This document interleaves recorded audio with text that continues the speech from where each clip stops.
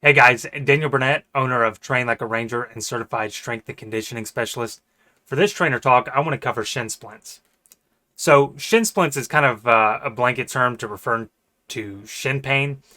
Medically, it's known as medial tibial stress syndrome, and the tibia is your shin bone. So, there's two bones in your lower leg. There's the main load-bearing bone.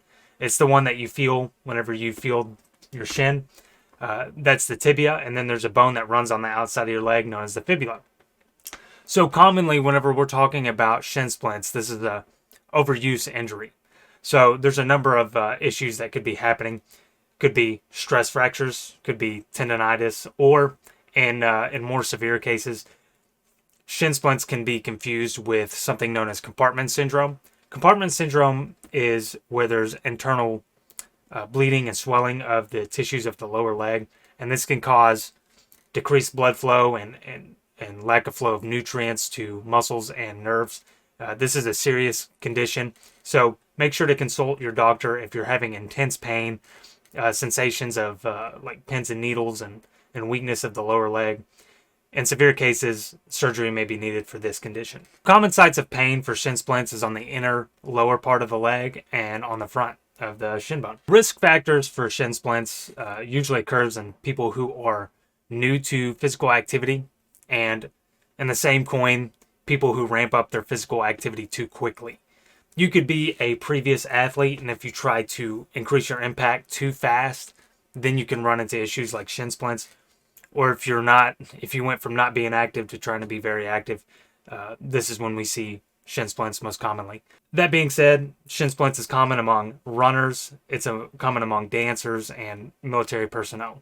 So things where there's a lot of foot strike on the ground. Another aggravator of shin splints is poor running form, foot posture. So most commonly what you're going to see is flat-footed people. They're going to have issues with shin splints. So those people should probably look at something like arch support, which I'll get into in a second. And foot strike, the way that they're running. So people who are striking heavy with the heel, they're probably going to have some issues with shin splints. Also, people with improper footwear, if they don't have good shoes and good, again, arch support, they're going to look at, again, that foot strike, and that's going to cause issues. So you got to think whenever you're doing things like impact activities, especially when it comes to running and stuff like that, the impact is traveling from the ground up. So the way that the foot is striking the ground is going to be a chain reaction up the body.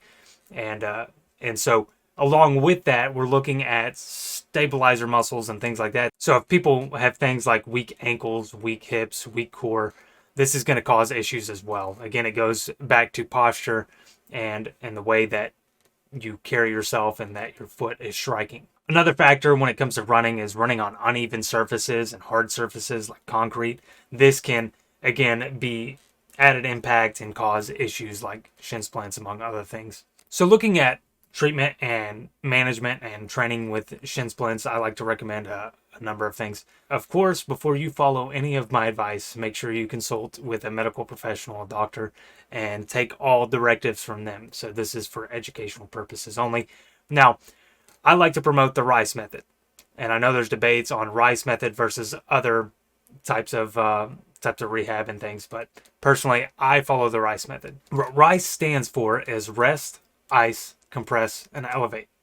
So the R, rest, doesn't mean no activity whatsoever. So whenever I'm promoting R for shin splints, we can look to actually decrease impact. So if you're having issues with shin splints, you may look at more lower impact cardio, things like bicycle, or they have things like, if you have access to a water treadmill, or in the same coin, you could do swimming. You can get cardio type activities with a lower impact way to do cardio. So that's what you can do in the meantime to allow your body time to recover, because if you keep introducing that impact with shin splints, it's going to be very hard for your body to heal that. You can look at resting altogether if your pain is pretty severe, but typically you guys can mix in that low impact cardio. I think active recovery is a great thing. So I think in a lot of ways it can help with your healing process. So let's also look at the I. So I stands for ice. You want to ice 4 to 8 times per day, with each ice session being about 20 minutes in length, make sure you put a protective barrier between the ice and your skin. You want to protect your skin, so things like a towel. The C stands for compression. So you can use things like an ace wrap or elastic bandage, and you can actually compress the area. You don't want to wrap too tight, but you do want to wrap it snugly enough to kind of decrease that inflammation. And whenever you compress things, typically the range can vary quite a bit, but I don't recommend compressing the area for more than 48 hours. And so, again, that goes back to take all directives from a medical professional, but typically you can compress the area and kind of help reduce that inflammation and promote that healing. E stands for elevate. So anytime that you're sitting or lying down, you may look to elevate that injured area above heart level. So, prop your leg up on something and get that above your heart level. That's going to help decrease blood flow to that injured area. And if your shin splints are aggravated, you may look at things like anti-inflammatory drugs. Obviously, you don't want to overuse these things, but you may look at things like ibuprofen and things like naproxen. So again, there's debates on reducing inflammation, which personally I'm a fan of. I think the body tends to overreact to what it does to heal things. So, the argument is whenever things swell, that's your body's way of rushing much needed blood and nutrients to that injured area and also to protect the area. But I would say that the body typically overreacts and it provides too much and it can cause more harm than good. So whenever we look to do things like reducing inflammation, we're actually promoting the healing process. So personally, I'm a fan of reducing inflammation, and that's what I would suggest.